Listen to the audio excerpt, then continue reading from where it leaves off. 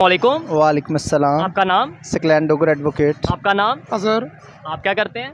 मैं स्टडी करता हूँ। स्टडी करते हैं। आपका नाम? मेरा नाम हसनैन रज़ा। और आप क्या करते हैं? मैं भी स्टडी करता क्या स्टडी करते हैं? हूँ। हम सीएसएस की तैयारी कर रहे हैं। सीएसएस की तैयारी, ज़बरदस्त कॉम्पिटिटिव एग्जाम की तैयारी कर रहे हैं। जिस टॉपिक पे वीडियो रिकॉर्ड कर रहे हैं वो टॉपिक ये है कि पाकिस्तान की अगर बात करें, सबसे पहले हम गिलगित बल्तिस्तान की बात करते हैं। वहाँ पे प्रोटेस्ट चल रहा है और बड़ी तादाद में लोग उस प्रोटेस्ट का हिस्सा बन रहे हैं। कुछ लोग ये कह रहे हैं शिया सुन्नी का इशू है, कुछ लोग ये कह रहे हैं कि वो मतलब और कोई उनके इशूज़ हैं जो उनको राइट्स नहीं दिए जा रहे, इसलिए वो प्रोटेस्ट कर रहे हैं। आप क्या कहना चाहेंगे? कभी जड़ांवाला में क्रिश्चियन कम्युनिटी के साथ कोई इशू आता है, कभी गिलगित में, कभी कराची में हिंदू कम्युनिटी के साथ इशू आता है, कभी गिलगित में शिया सुन्नी प्रोटेस्ट को लेके ये प्रोटेस्ट चलता है। क्या कहना चाहेंगे इसके ऊपर आप? देखिए, सबसे पहले इस तरह के जो वाक़यात होते हैं वो काबिल मज़म्मत होते हैं और इंतहाई वो शर्मनाक वाक़यात होते हैं। और जो आप जड़ा वाला वाक़े की बात कर रहे हैं, आज ही जवेद चौधरी ने एक्सप्रेस न्यूज़ में एक कॉलम लिखा था, बड़ा रिसर्च बेस्ड कॉलम था। तो उसके पीछे भी स्टोरी और ही आई है। क्या स्टोरी है? वो बेसिकली उसके पीछे स्टोरी ये आई है कि वो दो लोग जो आपस में क्रिश्चियन थे, ठीक है, उनकी यानी आपस में कोई इख्तलाफ था, यानी किसी की बीवी के साथ कोई नजायज़ रिलेशन था, ठीक है। तो वो उसका इंतकाम लेना चाहता था। दोनों क्रिश्चियन थे? जी, दोनों क्रिश्चियन तो थे। बीच में फिर मतलब दोनों क्रिश्चियन अपने ही तो चर्च हाँ, को नहीं जला सकते? नहीं बताता हूँ उन्होंने किया क्या। उन्होंने फिर किया ये, उन्होंने कहा भी इससे इंतकाम कैसे लो। उन्होंने कहा इस पर तो हिंदू मजहब का इल्ज़ाम लगाता। फिर उन्होंने पहले सीखा है कुरान पाक लिखना, कुरान पाक, फिर वो चार्टर, फिर उसकी तस्वीरें, फिर ID कार्ड की कॉपी, एक प्री प्लान्ड। और फिर जो बंदा कर रहा था उसको फ्रांस से फाइनेंशियली सपोर्ट हो रही थी काफ़ी देर से, यानी इसके अंदर इंटरनेशनल लॉबी भी इन्वॉल्व है। किसके लिए? सिर्फ पाकिस्तान को बदनाम करने के लिए। पाकिस्तान में इस तरह के इशूज़ नहीं। जिन लोगों ने चर्च जलाया है, हमारी जितनी भी मजहबी सियासी जमातें हैं और सियासी जमातें, हर एक ने इसकी मजम्मत की है। वो भी प्री प्लान्ड करवाया गया है। वो प्री प्लान्ड करवाया गया होगा, ये बात एक मिनट के लिए मैं मान लेता हूँ, लेकिन इसका मतलब कहीं ना कहीं ये है कि पाकिस्तान में आपने किसी को भी डिग्रेड करना है, किसी को भी नुकसान पहुँचाना है, तो उसके ऊपर आप ब्lasphemy या उसके ऊपर जो उनसे आप तौहीन मजहब लगा दें। लोग जो उनसे वो पर्सनल, मतलब कोई भी किसी का कोई इख्तलाफ है, पर्सनल दुश्मनी है, तो आपको पता है कि यहाँ के लोग जज्बाती हैं, आप इसके ऊपर तौहीन मजहब लगाओ और बस ये क्या। देखिए, इस तरह नहीं होना चाहिए। इसके लिए सबसे बेहतरीन ये है कि आपके पास जो है वो कानून साजी अच्छी होनी चाहिए कि जो बंदा बिल्कुल रियलिटी में पकड़ा गया कि इस बंदे ने ये जुर्म किया है, उसको सज़ा मिलनी चाहिए। पाकिस्तान में एक ये भी इशू है कि जो लोग रियल में, जैसे डिफरेंट ये कादियानी या डिफरेंट लोगों की लिटरेचर बराबर है, लेकिन हमारी अदालतें उनको सजाएं नहीं देती। ठीक, इत्तेहाद नहीं है, इत्तेहाद उम्मत नहीं है, यूनिटी नहीं है। हम आपस में लड़ रहे हैं और फिर हम कहते हैं कि बाहर से साजिश है। दुनिया अब इस टाइम किस चीज़ की? आप तो CSS की तैयारी कर रहे हैं, कॉम्पिटिटिव एग्जाम्स की, और दुनिया इस टाइम किस चीज़ पे लड़ रही है? टेक्नोलॉजी पे, इकोनॉमी पे, और हम यहाँ शिया सुन्नी पे। देखिए, यही ना पड़ेगा, मुसलमानों को इकट्ठा होना पड़ेगा एक प्लेटफॉर्म पर।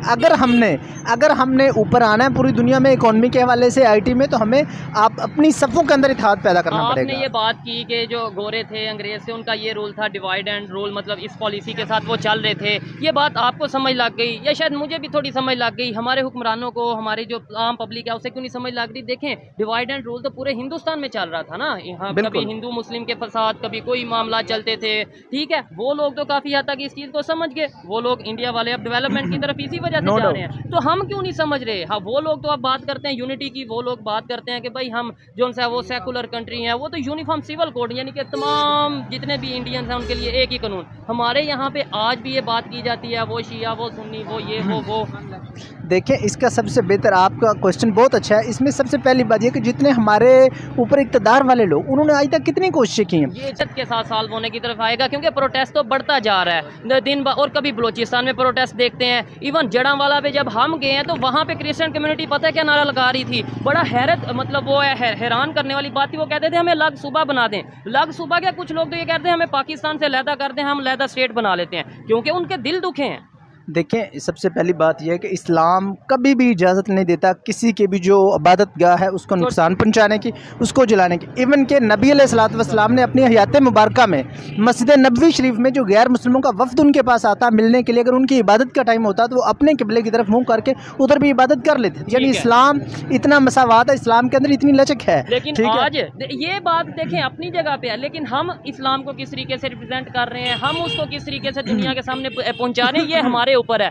आज अभी फैसलाबाद में जो वाकया पेश आया है, क्रिश्चियन कम्युनिटी के जो उनके मजहबी लीडर थे, उनके पादरी थे, उनके फादर थे, उन्हें ये कहा गया कि कलमा पढ़ें कलमा उन्होंने कहा मैं तो सोशल मीडिया पे ये खबर चल रही है, उन्होंने कहा मैं तो यसू का कलमा पढ़ूंगा या उन्हीं की बात करूंगा, तो उन्हें फिर फायरिंग के साथ, मतलब ये मजहब तो नहीं कोई कहता मेरे ख्याल से। बिल्कुल मजहब ला इकरा फिद्दीन का बिल्कुल भी ये मतलब नहीं है कि उसका मतलब है दीन में जबर नहीं है। इसका यही मतलब है कि आप किसी के ऊपर कान पट्टी पर रखकर नहीं कह सकते कलमा पढ़ो, कि जिसने आना अपनी मर्जी से।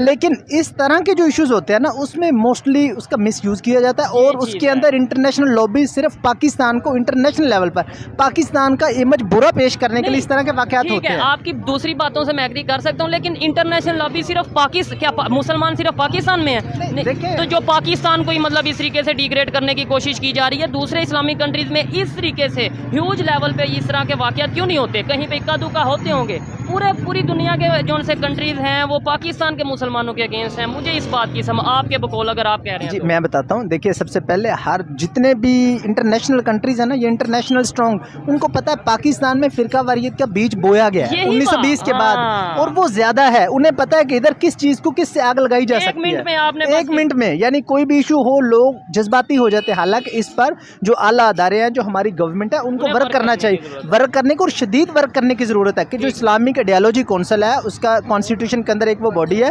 उस पर वर्क होना चाहिए। कानून के मुताबिक जजा सजा होनी चाहिए। जैसे देखिए मैं आपको एक जिंदा मिसाल देता हूँ। ये चंद मंथ पहले वो एक औरत ने जब झूठा नबुव्वत का दावा किया, उस गुस्ताख उस मलून ने, तो अली नासर रिजवी साहब मौके पर पहुंचे, ठीक है, उन्होंने जो हालात को कंट्रोल किया और उन्होंने क्या कहा था कि इसको कानून के मुताबिक सजा मिलेगी। वो मौके पे पहुंच गए। अगर लेट्स सपोज ना पहुंचते तो आपको लगता है कि वो इस तरीके से डेफिनेटली मामला खराब हो जाता। इधर क्या इशू हुआ था? इधर भी इशू ये था कि पुलिस आ गई थी, पुलिस ने कहा था जड़ावाला में हम उनको अरेस्ट करते हैं, लेकिन वहाँ असिस्टेंट कमिश्नर था, वो भी एक क्रिश्चियन कम्युनिटी से था, उसने उनको अरेस्ट नहीं करने दिया, यानी कि प्री प्लानिंग का हिस्सा था। अगर वो 2 लोग अरेस्ट हो जाते तो ये सारा वाकया नहीं होना था। ये एक बहुत बड़ी रीजन थी। आप इसके ऊपर कुछ कहना चाहेंगे, कोई अपनी ओपिनियन देना चाहेंगे कि दुनिया टेक्नोलॉजी की बात कर रही है, दुनिया जो है वो आईटी की बात कर रही है, एजुकेशन की बात कर रही है, और हम इस तरीके से, आप क्या लास्ट में क्या मैसेज देना? मैं लास्ट में ये मैसेज देना चाहूँगा कि अल्लामा इकबाल के एक बहुत खूबसूरत शेर है कि यूँ तो सैयद भी हो, मिर्जा भी हो, अफगान भी हो, तुम सभी कुछ हो, बताओ मुसलमान भी हो। और साथ अगर ये ऐड कर दें, अब आज जो सिचुएशन चल रही है, आज के दौर में ये कहते हो बताओ तुम क्या इंसान भी हो।